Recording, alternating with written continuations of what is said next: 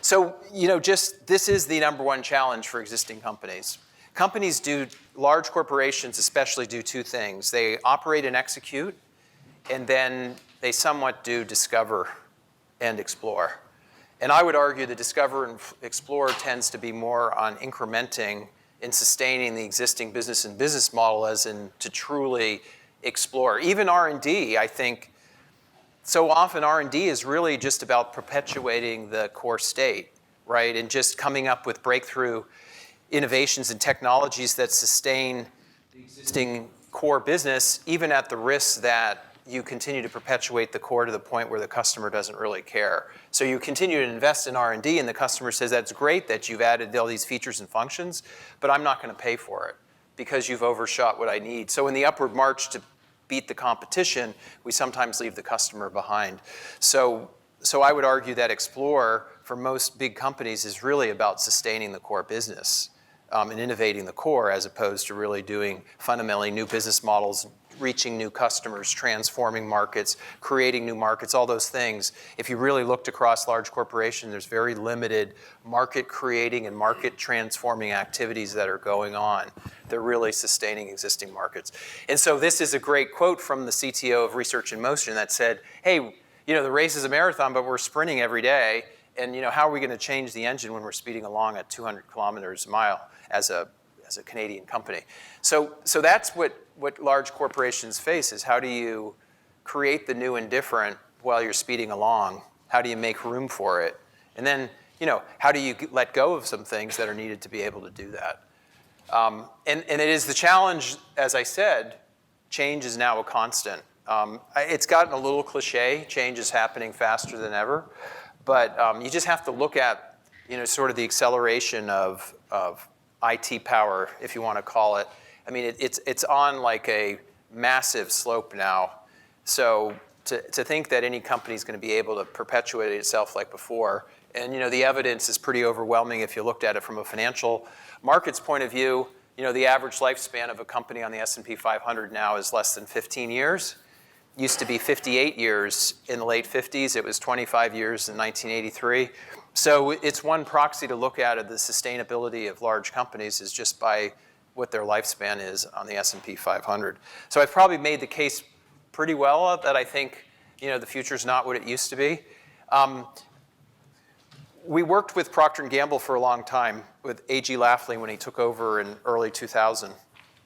And over the course of the 7 years working together, we came up with three things to help really drive organic growth and move it from a pretty bad state to where it really was driving a lot of innovation organically. And there were three things. One, you really have to build a language within an organization. How do you build a common language and a common way to talk about innovation, to talk about collaboration, to talk about business model, to talk about strategy even? Because so often these terms get thrown around, right? Oh, we need a new business model. And if you asked, oh, well, what is a business model? If you really asked, you'd get an answer, but you might get 5, 10 different answers depending on who you're asked. So it's just the nature, we're all busy, and we all also just want to be validated, and we want to think about that we're going to do where we spend our time, but yet we kind of fly terms past each other. And so what we learned was you really have to ground, if you really want to drive innovation and collaboration and the ability to move forward, you have to make sure that one person's not speaking French and the other person's speaking English and the other person's speaking German. You want to make sure we're all speaking the same language and to not underestimate the importance of language development. So that was the first we learned. The second was the best way you're going to move past, the ability to move past the inability to transform or do things different is demonstrate. Like the organization can hear all the case studies it wants, but it's really not going to turn until you demonstrate. So getting back in market to do something in a small foothold and seeing how it works, and we can talk about a lot of company examples that have transformed that way. So that's the second, is if you had the physics principles or the chemistry principles, then you got to apply it in a way to sort of demonstrate it. And so we'd say demonstrate it as a business model innovation in a foothold market. Steve Blank, who's not too far from here at University of California at Berkeley, he talked about business models and our organizations, right? And he said an organization, A startup is an organization in search of a business model. It's not even a business, right? So it's to demonstrate.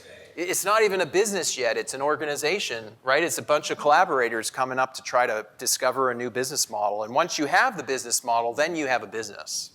And then you can start to talk about scaling, right? So that's the second piece, you got to demonstrate. And it's different than anything else. You know, it's not true design thinking, because in design you'd say, give me the requirements, I'll create the blueprint, and then I'll go build it. In this world of discover and development, the way you've developed the requirements, you didn't get them all right. The blueprint of the business model isn't quite right. And the way you implement things you could have done it a different way. So it's messy and it's iterative, and it's certainly not like building a house. So that's why it's this empirical you gotta learn. So my point of it is, though, gotta build this language.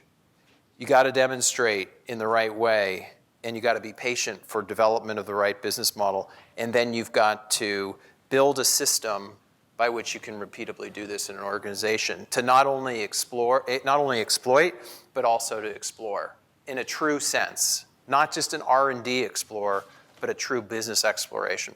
So that gets us to what I'm trying to say on this chart, which is there are really two fundamental kinds of innovation, in my view. One is things that are surrounding the core and perpetuating the core. And there's nothing wrong with that, right? Without a healthy core, you don't earn the right to do other things. But then you have the innovation, which is about creating new markets or transforming markets. And I would argue, with a few exceptions, most companies don't do this. They don't do market creating, including, by the way, Procter & Gamble, even after everything we did with them. You know, and they would be the first to admit it. I mean, you know, they got a couple category transforming things like, you know, Febreze and Swiffer and, you know, Crest white strips, but they haven't systematically done it. And the reason is, again, just as we talk about it, is that companies will create innovations to sustain their business, and they'll also create innovations to be more productive, more efficient, right, to take cost out. And those things have what we would call a high knowledge to assumption ratio. They're built on a pretty big foundation of knowledge of how things work. And again, as human beings, we can take that knowledge and we can build it in a way that moves us forward.